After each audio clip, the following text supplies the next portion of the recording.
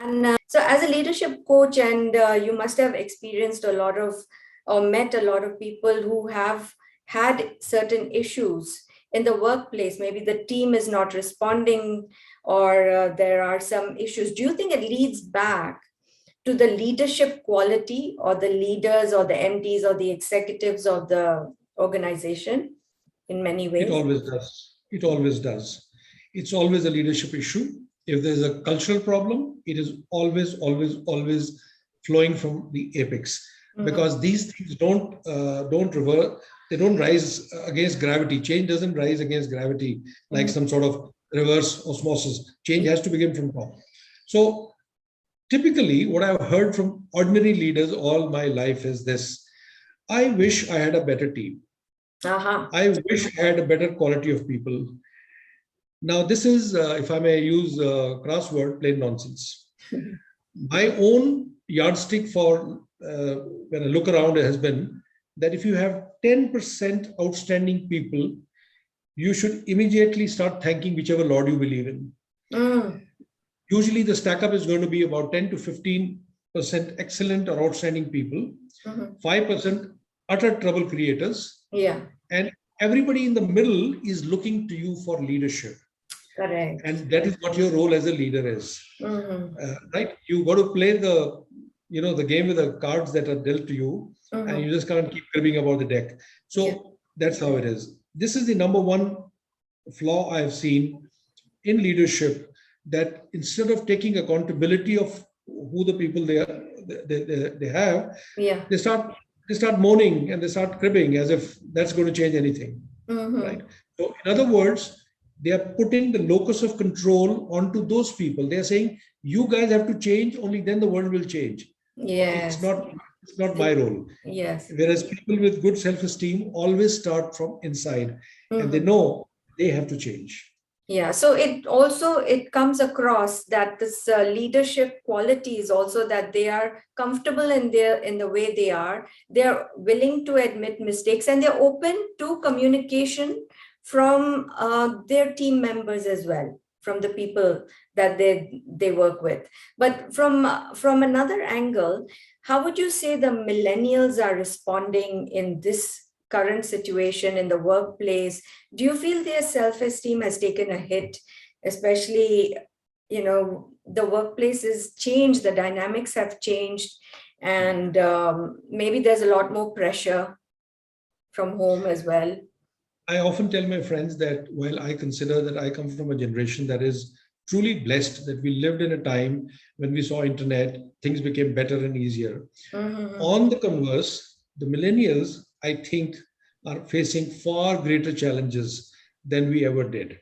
And those greater challenges can be, I can give you a little list of these. First of all, they are facing the impact of accelerating change far more than we did. It took 70 years from 1900 to 1970 for us to graduate from just one radio to television. The technology has just changed that much. But look at the sort of changes that they have to experience every day. The whole world changes, which produces uncertainty, anxiety, and so on. The second is they live in a very distracted world.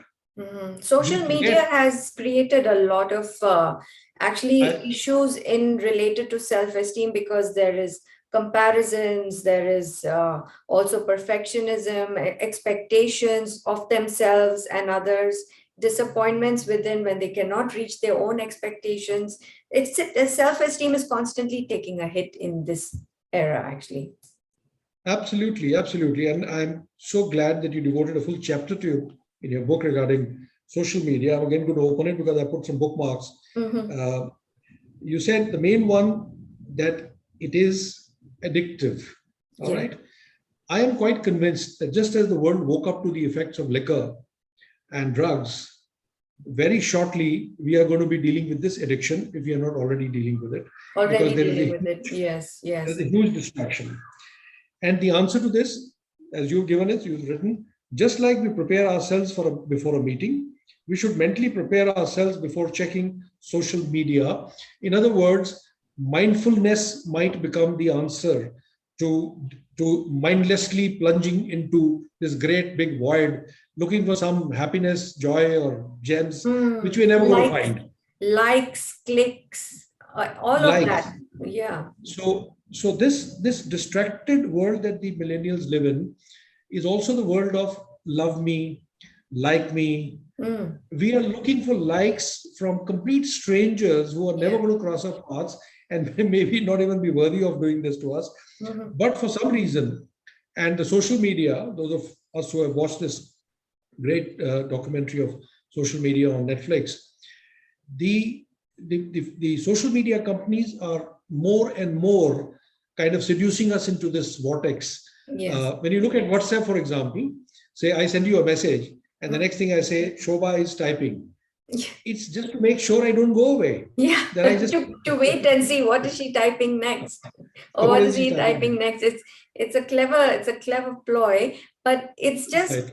the way we have to adapt to this world, and therefore we need to reflect on everything. As you said, this mindfulness is necessary, this awareness, and having this clarity, what is reality and what is an illusion, because a lot of what we see on social media is actually touched up, and or maybe the final perfect product is visible, but the struggle that went into leading to that perfection, or getting an award, or getting recognition, it's a journey that nobody's sharing. So how do you Absolutely. know? And then you feel that, why is my journey a struggle? A lot of the youngsters feel that way, or even we, as in our age group, we feel, why is our journey a struggle when others are succeeding or doing so well? Ab- Absolutely, absolutely. We've recently gone on a holiday, and I put up a picture, and I wrote below, of course, in a funny tone. I said, "This is the kind of picture I like. I put to rub salt into the wounds of my friends who are not going on a holiday." But Holiday. the fact of the matter is, that is what seriously is happening. It is. If you look around, the third thing the millennials are facing is a sense of disconnectedness, Hmm. because this human to human contact, even making a proper telephone call, is now becoming, scarce. People Yes. text each other and say, "Are you available? Can I talk to you for 2 minutes?" Hmm. And this disconnectedness in relationships, this transitoriness of life, where everything is fleeting, everything happens in 280 characters, Yeah. everything moves quickly, psychologically is impacting our relations, which Mhm. are becoming less and less, kind of strong. Yeah. They, of course, live in a world of competition far greater than we lived in. A lot. And lastly, I would say they are what Alvin Toffler mentioned in 1975. They are truly victims of overchoice. There was a Hmm. time when your mind wasn't getting boggled over which movie to watch on a Netflix. Hmm. There is a million choices for everything, whether in the malls or whether in life or in careers, or Hmm. so there is a relative lack of stability in kind of thinking, which I feel also affects these millennials. So there is a lot going on which they have to deal with Hmm. in this environment. So, do you think that self esteem, having that sturdy inner strength, that core strength, would actually enable us, or even new generation or the younger generation, to adapt and to change and to deal with all these different uncertainties that are happening constantly in their daily lives, and in the future? Is what would you say is, like, say, if you could give a wise quote, and what would be the way to deal with maintaining a healthy self-esteem? What do you think would be ideal? Let me make three or four very quick points, and I'll try to keep it short. The first is practice self acceptance. Okay. That is the first thing they got to do. You talked about treating yourself with compassion in your book, all Hmm. right? Which is Yes. another way of saying practice self acceptance. Mhm. Forget about the likes and the loves and the hearts which are coming from the outside. Just accept the person you are, and don't chase things merely for display. So get off this love me, like me syndrome, etc., etc. Secondly, if you have a good, healthy self esteem, you will clearly define what success means to you. You will not just change numbers. You will not just chase some mindless climb up the stairs. Or You will comparison, start. or competing with somebody else, or this person's doing this, I must do it better, I must have better, I have more. The have more Absolutely. culture is there. Yeah. You would have the courage to ask yourself, how much is going to make me happy? At what point will I turn my attention towards my family and towards the people I truly love, and on reading books and on doing all the stuff that I wanted to do? Right. It's only possible if you become, if you are not just another rat in this whole rat race and have a healthy self-esteem and you stop and wonder about these things. All right. That's the next thing. And last thing I would say is living purposefully. Now, what I mean by this is, if you have a healthy self-esteem, people who are blessed with that, they tend to focus on not just what is urgent and important, but what is really important but doesn't sound urgent. Correct. Things like family life, things like friendships, things like having a hobby, things like reading, taking care of your health, saving your money, and things like that. Yes. So that purposefulness can only come if you get off this roller coaster and start sort of thinking like this. But to think like that, like you said, you probably need a healthy self-esteem. That's the start point. So I think in these times, it's like we have to reflect on our what our inner needs are, and taking it from the title of my book, we have to reboot our thinking style, reflect on our inner needs, what makes us happy, and revive our goals that brings fulfillment, that brings purpose to our lives. So thank you, Neeraj. This was amazing chat. And any sort of any last words, any ideas and message you'd like to share? Yeah, all right. So thank you very much. I really enjoyed it as always. I would say that there is a lot packed into the book that you've written, especially for someone who wants to give a boost to his or her self-esteem. I think if they even just went to the revive section in the end and those 3 chapters and looked at, was given there about self-acceptance, about the identity and compassion and so on, they would. So I will make one passing comment.